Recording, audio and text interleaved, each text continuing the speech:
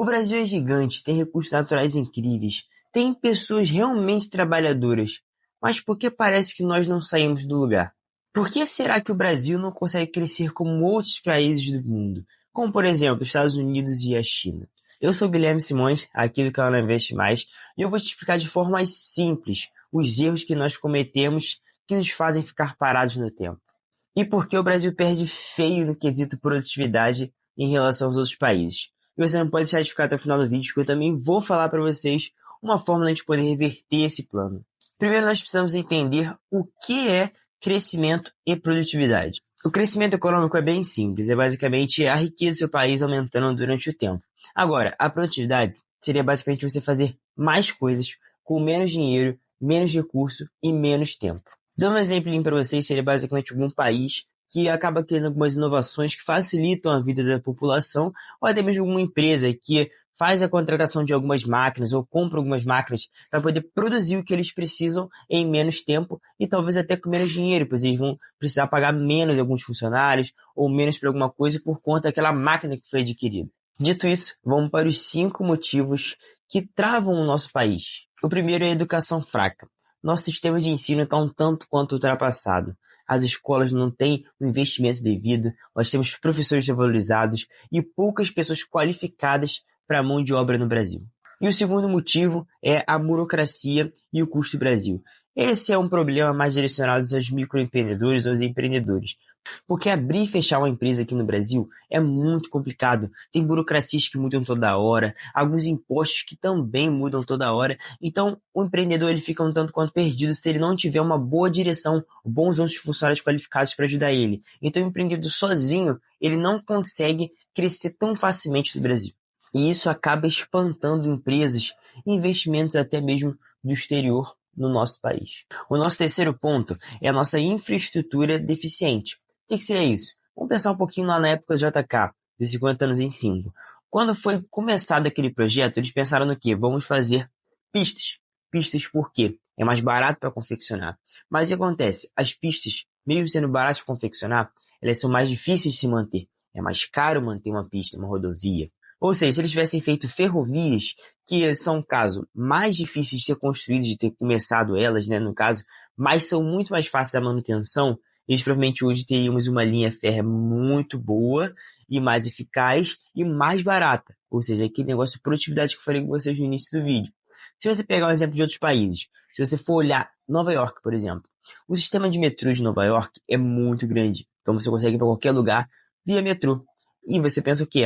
Nova York é um lugar bem desenvolvido. Agora vamos para outro lugar, para a China, para a Europa. Eles têm trem-bala, eles têm linha férrea muito boa. Então isso ajuda as pessoas a se locomoverem mais rápido, ou seja, torna mais cômodo o trabalho, mais simples a movimentação das pessoas e até mesmo traz mais dinheiro para o país. Porque se você consegue gastar um dinheirinho para você pegar um trem-bala ou um metrô ou um trem que você chega no seu trabalho, provavelmente você não vai querer comprar um carro para fazer esse fim. Seu carro seria só para lazer e não para trabalhar. O nosso quarto ponto é o baixo investimento em inovação.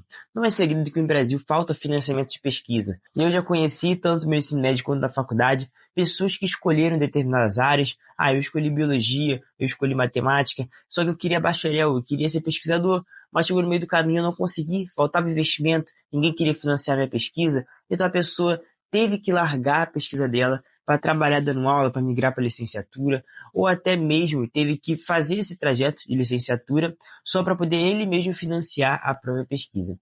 E essas pessoas que às vezes conseguem manter a pesquisa sem ter que fazer essa mudança, tem que ir para outro país, ou seja, a gente exporta muita mão de obra muito boa para outros países e lá eles sabem aproveitar isso, porque eles dão essas bolsas, eles financiam as inovações que acabam se tornando muito importantes para o país. E o último, um ponto que eu não vou falar muito aqui, porque eu não gosto, mas é a insegurança política, né, e as corrupções que vêm sempre defasando muito o nosso país. Toda hora tem algum escândalo, toda hora a gente descobre algum golpe novo, e isso traz olhos ruins de outros países. Como é que alguém lá de fora vai querer investir num país onde direto tem algum rombo, direto tem algum roubo? Então eles não querem dar dinheiro, não querem financiar a gente aqui no Brasil. Então enquanto tiver esse problema, vai ser muito mais difícil de nós crescermos.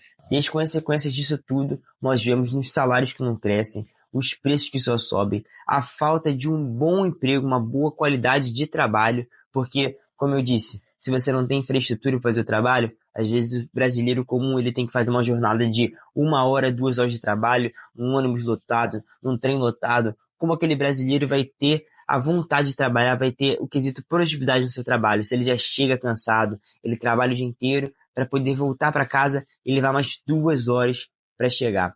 Então esse brasileiro ele não tem incentivo, ele não tem vontade, às vezes ele chega no trabalho já cansado pelos trajetos que ele teve. Então se falta infraestrutura, se falta motivação, como é que o brasileiro vai crescer e mostrar para fora, né, que a gente tem essa produtividade elevada, a gente tem essa vontade de crescer se a gente não demonstra isso. Então como é que nós podemos resolver esse problema? O primeiro ponto é nós melhorarmos a educação. Como é que funciona isso? Se a gente melhorar a educação, teremos pessoas mais qualificadas para o trabalho e a mão de obra no Brasil e teremos pessoas mais qualificadas até para votar em alguém que seja mais qualificado para comandar o nosso país. Mais um ponto é cortar essa burocracia para a gente incentivar o empreendedorismo do Brasil, incentivar as pessoas a abrirem empresas, a gerar mais empregos, incentivar até o estrangeiro, a pessoa de fora que quer abrir uma coisa no Brasil, a ser mais simples para ela construir algo aqui, para a gente poder gerar também cada vez mais empregos e ir só crescendo e crescendo mais.